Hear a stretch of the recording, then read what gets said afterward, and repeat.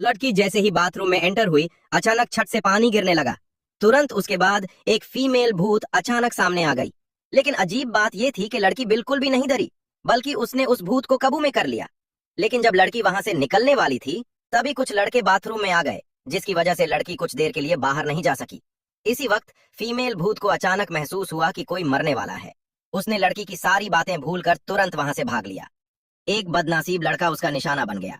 लड़की अब और इंतजार नहीं कर सकती थी कि लड़के बाथरूम से निकलें। वो तुरंत बाहर दौड़ी। उसने फॉसेट पर टैलिस्मैन्स चिपकाया और फीमेल भूत पर पानी छिड़कना शुरू कर दिया। टैलिस्मैन्स की ताकत से फीमेल भूत तड़पने लगी और इधर उधर भागने लगी, और कुछ देर बाद वो पूरी तरह से गायब हो गई। लड़की फिर भी आराम से उस बदनसीब लड़के को देखती रही और मासूम सी मुस्कान दे दी थी। सोंग एक मशहूर शमान की अडॉप्टेड बेटी थी और अपनी पैदाइशी कुव्वत की वजह से वो सारे भूतों और शैतानों को देख सकती थी। उस दिन उसे एक जवान लड़के से भूत निकलने के लिए बुलाया गया था, जो एक शैतान के कब्जे में था। उस शैतान की ताकत काफी ज्यादा लग रही थी, और सो ही यहाँ आने वाली चौथी शख्स थी, जिसमें से 3 पहले ही फेल होकर वापस जा चुके थे। जब सो ही भूत निकलने का अमल कर रही थी, तभी अचानक अलार्म बजने लगा। बटलर को समझ नहीं आया कि ये आवाज कहां से आ रही है, इसलिए वो उसे ढूंढती रही, डर रही थी कि कहीं ये सोंगे के रिचुअल को डिस्टर्ब न कर दे। इसी दौरान सो ही अचानक रुक गई और उसे याद आया कि ये उसका खुद का अलार्म है। घड़ी ने 7:30 दिखाया। हालांकि शैतान को मना कर दोबारा जन्म लेने के लिए राजी करना जरूरी था, लेकिन ये मिड टर्म एग्जाम से ज्यादा इंपॉर्टेंट नहीं था, क्योंकि संगी एक शमान होने के साथ साथ एक हाई स्कूल स्टूडेंट भी थी। सो ही ने उसे मनाना से लेकर धमकी देने तक बहुत से तरीके ट्राई किए, लेकिन शैतान फिर भी उसकी बात सुनने को तैयार नहीं हुआ।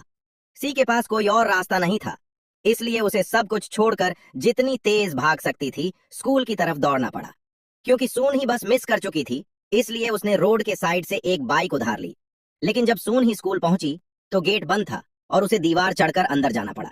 खुशकिस्मती से उसका क्लोज फ्रेंड जीहो वक्त पर मदद के लिए आ गया, वरना सून ही सीधा जमीन पर गिर जाती।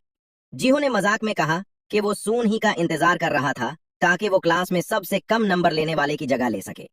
सब कुछ बिल्कुल जीहो की बात के मुताबिक ही हुआ। संगी का टेस्ट बहुत ही बुरा गया। वो पेपर पूरा भी नहीं कर सकी कि टाइम खत्म हो गया, और उसने आखिरी सवालों को बस अंदाजा लगाकर मार्क कर दिया। टेस्ट के बाद सून ही खुद को मजबूर महसूस कर रही थी, क्योंकि इस तरह तो कोई यूनिवर्सिटी उसे एक्सेप्ट करने के लिए तैयार नहीं होगी। उस रात संगी ने स्कूल में रुककर पढ़ाई करने का फैसला किया, लेकिन उसने कम पढ़ाई की और ज्यादा सोई रही। एक लड़का बॉमन मेहनत से पढ़ रहा था जब अचानक उसके पेट में दर्द होने लगा। सफाई का शौकीन होने के बावजूद उसे स्कूल के बाथरूम जाना पड़ा। जब बॉमन शिकायत कर रहा था, तब उसने महसूस किया कि पानी उसके कंधे पर टपक रहा है और एक लंबे बालों वाली फीमेल भूत धीरे धीरे बाथरूम की छत से नीचे उतर रही है। बॉमन डर गया और तुरंत वहां से भाग गया। वो क्लासरूम में घुसकर अपने दोस्तों को ये सब बताने लगा, लेकिन किसी ने उसकी बात पर यकीन नहीं किया। सबने सोचा कि ये बॉमन का मजाक है। जीहो ने तो ये तक इशारा किया कि बॉमन की एक्टिंग बहुत जबरदस्त है। उसकी चीखों ने सन ही को भी जगा दिया। घर वापस जाते हुए संगी की मुलाकात बॉस चोंग की रू से हुई। हमेशा की तरह वो बारबेक्यू के साइन बोर्ड की छत पर बैठा था। संगी ने खुद से कहा कि वो जल्दी ही उससे आजादी दिलाएगी, बस थोड़ा और वक्त चाहिए। जैसे ही वो घर पहुंची, उसने देखा कि मेहमान घर के इर्द गिर्द जमा है। जब सबकी नजर नहीं थी, संगी अपने तरीके से छुपकर घर के अंदर घुस गई। उसे लगा कि किसी ने उसे नहीं देखा, लेकिन जब सो ही वापस जाने वाली थी तो उसकी मां ने उसे आवाज देकर रोक लिया। शमान सेहन ने सुना कि सोंगी ने सेरेमोनी बीच में ही छोड़ दी थी। सेहन अपनी बेटी को डांटने वाली थी, लेकिन सोन ही ने नखरे दिखाए जिससे वो मजबूर हो गई। सोन ही अपनी मां को यह भी बताना चाहती थी कि वो यूनिवर्सिटी एंट्रेंस एग्जाम देना चाहती है। सेहन को बस ये लगा कि उसकी बेटी ख्यालों में जी रही है। दूसरे बच्चों के लिए यूनिवर्सिटी जाना एक गोल या मौका हो सकता है, लेकिन संगी के पास एक खास कुव्वत थी कि वो एक अच्छी शमन बन सकती थी। वो एक साथ शमन भी नहीं बन सकती और यूनिवर्सिटी भी नहीं जा सकती, क्योंकि एक साथ इतने काम करने से वो फेल हो जाएगी। सुन ही जानती थी कि उसकी माँ सही कह रही है, लेकिन यूनिवर्सिटी जाना उसका एक ख्वाब था। वो हमेशा स्कूल के ग्राउंड में घूमना, स्कैलियन पैनकेक्स खाना और राइस वाइन पीना चाहती थी, लेकिन अब अपनी खास कुव्वत की वजह से वो ये सब नहीं कर सकती थी। सहान ने अपनी बेटी को गहरी सोच के साथ देखा। वो अपनी बेटी को उदास नहीं देख सकती थी। अगर सोनही ने उससे इजाजत मांगी होती तो वो मान जाती। इसका मतलब था कि सोनही को दोनों काम एक साथ करने होंगे और शमन के तौर पर अपनी जिम्मेदारी भी निभानी होगी। आज की तरह वो अपने कस्टमर्स को छोड़ नहीं सकती थी। माँ और बेटी के दरमियान ये अग्रीमेंट हो गया। बाहर बटलर के मेहमानों के लिए लाइट्स ऑन कर रहा था। सोन ही शमन होने के साथ साथ काउंसलर और साइकोलॉजिस्ट का काम भी करती थी। कभी कभी रात के 1 बजे तक भी उसके पास कस्टमर्स होते थे। अगली रात भी सियोन ही को बहुत सारे कस्टमर्स को हैंडल करना था। सियोन ने उसे देखकर कहा कि आज भी उसने काफी पैसे कमा लिए। इसी वक्त एक बुजुर्ग औरत ने पूछा कि क्या ये सियोन ही का पैलेस है। सियोन ने जवाब देते हुए उस जवान लड़के के चेहरे को देखा जो उस बुजुर्ग औरत के साथ था। वो लड़का बहुत हैंडसम था, लेकिन उसमें कुछ अजीब बात थी। दोनों जल्दी से अंदर आ गए। जैसे ही जान वू ने दरवाजा खोला और अंदर आया, संगी हैरान रह गई क्योंकि वो बिल्कुल उसके आइडियल जैसा हैंडसम था। उसने सोचा कि अगर वो उल्टा भी चले तो भी हैंडसम लगेगा। ये सोचते ही संगी थोड़ी घबरा गई क्योंकि उसने जान वू को वाकई उल्टा चलते देखा। ये मंजर उसके कल रात के ख्वाब जैसा ही था। क्या ये सियोन ही के लिए कोई इशारा था? क्योंकि जॉन वू हमेशा बैड लक का शिकार रहता था, इसलिए उसकी दादी उसे यहाँ तालिस्मान लेने के लिए लाई थी। सियोन ही ने कुछ नहीं कहा, बस उसे देखती रही। उसे इस हैंडसम लड़के पर तरस आ रहा था क्योंकि सियोन ही ने देख लिया था कि जॉन वू के पास सिर्फ 21 दिन की जिंदगी बाकी है। उसने जॉन वू से पूछा कि अगर वो किसी को रोते हुए देखे तो क्या करेगा। जॉन वू ने कहा कि वो बस उसके पास खड़ा रहेगा जब तक वो रोकर चुप न हो जाए, क्योंकि उसे समझ नहीं आता कि किसी को कैसे तसल्ली दी जाए। लेकिन वो फिर भी उसके पास रहेगा क्योंकि वो सिर्फ इतना ही कर सकता है। ये वही जवाब था जो सी सुनना चाहती थी। उसने अचानक बुजुर्ग औरत का हाथ पकड़ा और वड़ा किया कि वो गान वू को बच्चा लेगी। 3 हफ्तों में उसकी बैड लक खत्म हो जाएगी। जब गान वू और उसकी दादी चले गए तो सेहन अंदर आई और अपनी बेटी को डांटा। सियोन ही जानती थी कि ये केस मुश्किल होगा, इसलिए वो अपनी माँ से मदद मांगने का सोच रही थी। सेहन ने उसे मीट शॉप वाले वाकया की याद दिलाई जहां सियोन ही को अकेले बहुत सारे बुरी रूहों का सामना करना पड़ा था। चाहे सेहन कितनी ही ताकतवर क्यों न हो, वो भी इतने सारे भूतों से नहीं लड़ सकती थी। और जो लोग मंदिर के खिलाफ जाते हैं उन्हें बचाया नहीं जा सकता। ऐसे में बराबरी का कानून लगता है, यानी अगर संघी गान वू को बचाना चाहती है तो उसे अपनी जान दांव पर लगानी होगी। सेहन ने जितना भी समझाया, संघी फिर भी जिद्दी रही और तकदीर को बदलना चाहती थी। जब उसने कहा कि गन वू एक खास इंसान है और वो उसे पहली नजर में पसंद कर बैठी है, तो सेहन चुप हो गई। अगली सुबह एक हैरान कर देने वाली बात हुई।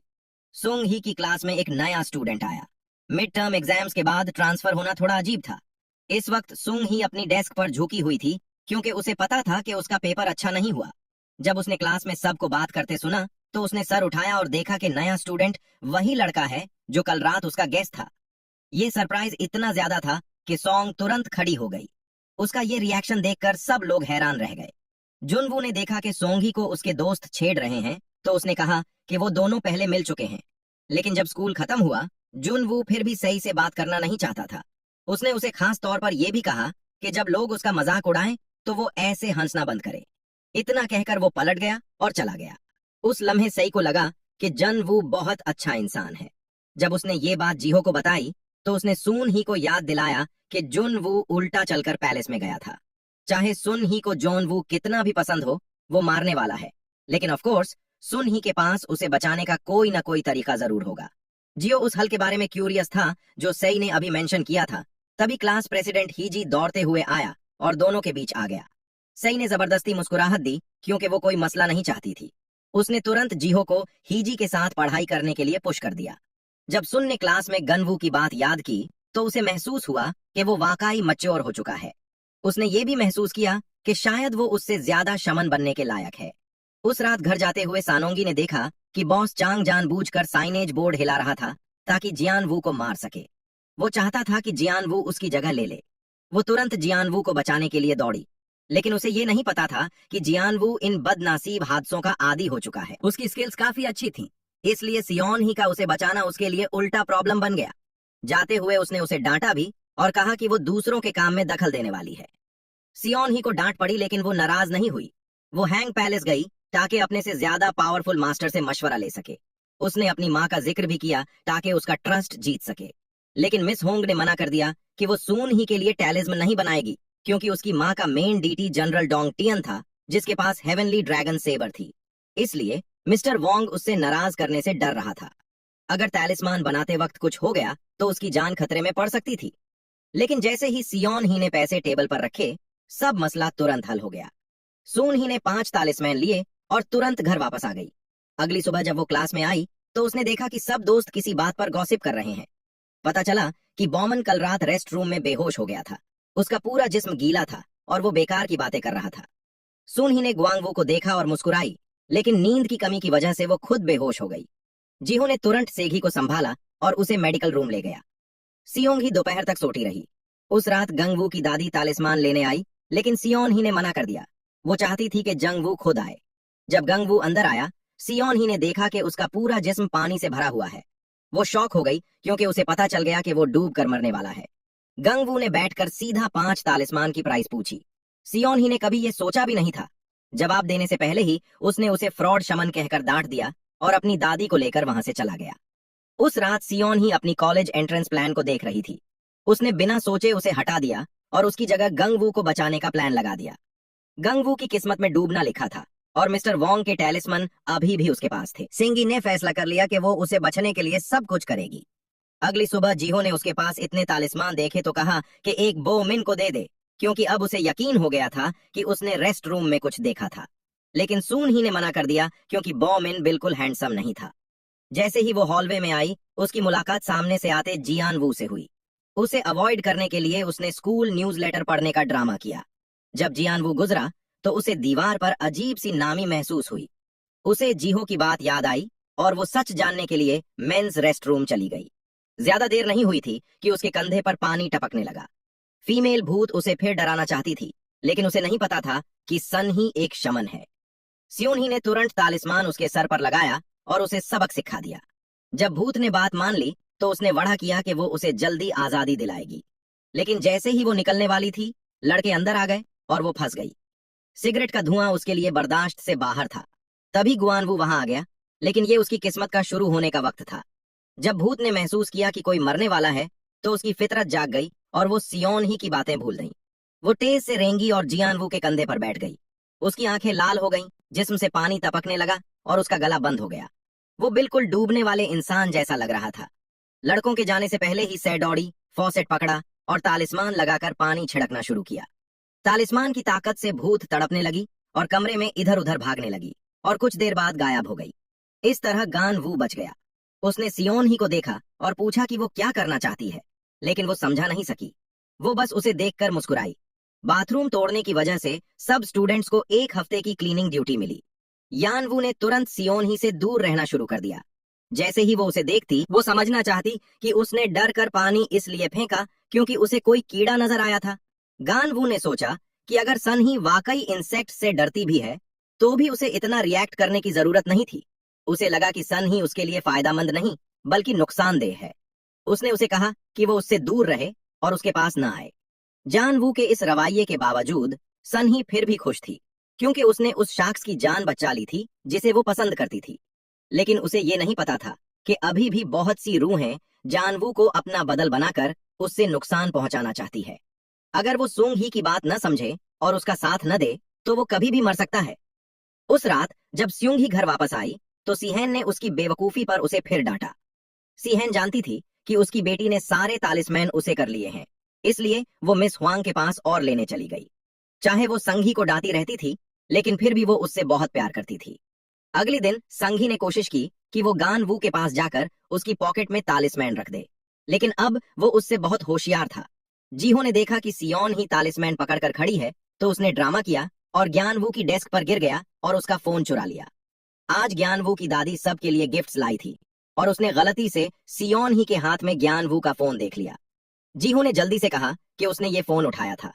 बुजुर्ग लोग अक्सर ज्यादा शाक नहीं करते, इसलिए दादी ने उनकी बात मान ली और उनका शुक्रिया अदा किया। इस दौरान बोमन और गै सुख को ज्ञानवू पर शक हुआ और दोनों ने ऑनलाइन उसके बारे में सर्च किया। सब हैरान रह गए जब पता चला कि गोनवू एक जबरदस्त आर्चर है, लेकिन एक कमेंट में यह भी लिखा था कि उसने डॉर्मेट्री जला दी थी। ये सुनकर सब शॉक हो गए। शायद यही सबसे बड़ी वजह थी कि उसे स्कूल चेंज करना पड़ा। जॉन वू अपनी फितरत में ही खामोश था, इसलिए वो ये सब एक्सप्लेन नहीं करना चाहता था। जब उससे पता चला कि उसका फोन खो गया है तो वो तुरंत ढूंढने निकला और उसने अपनी दादी को संगी और जीहो के साथ देखा। इत्तेफाक से उन दोनों के पास ही उसका फोन था, जो उसे थोड़ा अजीब लगा और उससे शक हुआ। दादी को लगा कि उसका पोता अब दोस्तों बना रहा है, इसलिए वो बहुत खुश हुई। सोनी ने जल्दी से कहा कि वो गन वू की दोस्त बनना चाहती है और उसके घर आना चाहती है, क्योंकि उसकी बैड लक इतनी ज्यादा है कि तालिस्मान भी उसे पूरी तरह नहीं बचा सकता। असल में सोन ही ये चाहती थी कि वो उसके घर जाकर और तालिस्मान छुपा सके। अगले दिन संगी गन वू के घर पहुंच गई। जैसे ही वो अंदर गई, उसने चुप कर एक तालिस्मान स्टोरेज बॉक्स के नीचे रख दिया। ज्ञान वू को सियोन ही थोड़ी एनोइंग लगती थी, लेकिन फिर भी उसने मजबूरन उसे वेलकम किया। जब सियोन ही घर में इधर उधर घूमना चाहती थी, तो उसने उसे कहा कि वो एक जगह बैठकर दादी का इंतजार करे, लेकिन सोन ही बिल्कुल बेचैन थी। उसने रूम का दरवाजा खोलने की कोशिश की, लेकिन ज्ञान वू ने उसे पकड़ लिया। मजबूरन वो वापस बैठ गई। जब ज्ञान वू ने उसे पानी दिया, तो उसने कहा कि ये उसकी माँ के हाथ जैसा गर्म है। उसकी ये बात सुनकर ज्ञान वू नाराज हो गया और पानी वापस लेने लगा, जिससे दोनों के दरमियान हल्की सी झपट झपट हुई और पानी टेबल पर गिर गया। सोन ही ने टिश्यू लेने के लिए गनवू के कंधे के पास से हाथ बढ़ाया, जिससे दोनों के दरमियान फासला कम हो गया। इसी वक्त गनवू की दादी और जीहो मार्केट से वापस आ गए।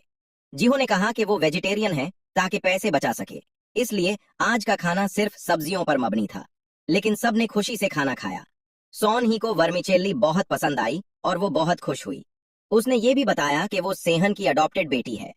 हालांकि सेहन का खाना इतना अच्छा नहीं होता, लेकिन वो अपनी बेटी से बहुत प्यार करती है। जब सबने उसकी कहानी सुनी, तो घर का माहौल थोड़ा खामोश हो गया। गानवू की दादी इमोशनल हो गई और उसकी आंखों में आंसू आ गए। जब उसने सियोन ही को इतने शौक से खाते देखा, तो वो उसकी प्लेट में और वर्मिचेल्ली डालती रही। सुंग ही की मासूमियत देखकर गनवू का गार्ड थोड़ा कम हो गया। उसने उसकी मुस्कान को याद किया और सोचा कि क्या वो वाकई इतनी स्ट्रांग है या सिर्फ दिखावा कर रही है। जीहो इतना क्लोज होने के बावजूद ये नहीं जानता था कि सुंग ही अडॉप्टेड है। जीहो के लिए ये बात हैरानकुन थी कि सेग बहुत काम थी। उसने कभी किसी को ये बात नहीं बताई थी, लेकिन उससे इस बात का ज्यादा शर्मिंदगी महसूस नहीं हुई, क्योंकि ये सुंग ही की कमजोरी नहीं थी और ना ही उसके लिए कोई बड़ी बात थी। जीहो ने उदासी से सांस ली और सोचा कि वो हमेशा सून ही के पास दोस्त की तरह रहा, लेकिन असल में वो उसे बिल्कुल नहीं समझ पाया। जब सुंग ही खुद को जॉन वू के रूम में पाई, तो उसने समझ लिया कि उसके पास मौका है। उसने तालिस्मान छुपाने के लिए एक जगह ढूंढ ली थी, लेकिन जगह बहुत ऊपर थी, इसलिए सुंग ही और जीहो ने सारी फर्नीचर हिला दी और थोड़ी डैमेज कर दी। दरवाजे के बाहर खड़े गनवू ने सब कुछ सुन लिया। वो जल्दी से दरवाजा खोलकर अंदर आया और देखा कि उसका मेटल बॉक्स गिर गया है। गनवू इस बात से बिल्कुल खुश नहीं था कि जीहो और सुनी ने उसकी चीजों को बिना इजाजत छुआ। उसने देखा कि सुंग ही अपने हाथ में कुछ छुपा रही है, इसलिए उसने उसे रोकने की कोशिश की, लेकिन जीहो ने फौरन सुंग ही को पीछे ढकेल दिया। जीहो की वजह से अपना आखिरी तलिस्मान छुपा पाई, क्योंकि सुंग ही तलिस्मान छुपाने में इतनी मगन थी, वो भूल गई कि उसे घर जाकर काम करना है। लेकिन जैसे ही वो दरवाजे से बाहर दौड़ने लगी, उसे गनवू की दादी ने रोक लिया। उसे पहले से पता था कि सुन ही एक शमन है, लेकिन उसने अभी तक इस बात का जिक्र नहीं किया था, सिर्फ इसलिए कि वो जल्दी में थी। उसने कहा कि वो अगले वक्त के लिए सून ही से दोबारा मिलने का अपॉइंटमेंट करेगी। इसी दौरान इक्विपमेंट रूम में टीचर बैग लेता हुआ सोच रहा था। अचानक उसे याद आया कि जन वू एक नेशनल आर्चर है। टीचर बैग समझ नहीं पाया कि जन वू ने स्कूल क्यों चेंज किया। उसने अपने एक दोस्त को कॉल किया और पता चला कि जान वू को उसकी पुरानी स्कूल से निकाल दिया गया था। उसका आर्चरी करियर पहले ही खत्म हो चुका था। अगली सुबह सून ही फिर से जान वू के पास नजर आने लगी, लेकिन उसने उसकी तरफ ज्यादा तवज्जो नहीं दी। जीहो ने सून ही को याद दिलाया कि उसे सब संभाल कर रखना चाहिए। आईसी और वीडियोस के लिए नोआ बिट्स को सब्सक्राइब करें और लाइक और कमेंट जरूर करें। टिकटॉक पर भी हमारे चैनल नोआ बिट्स को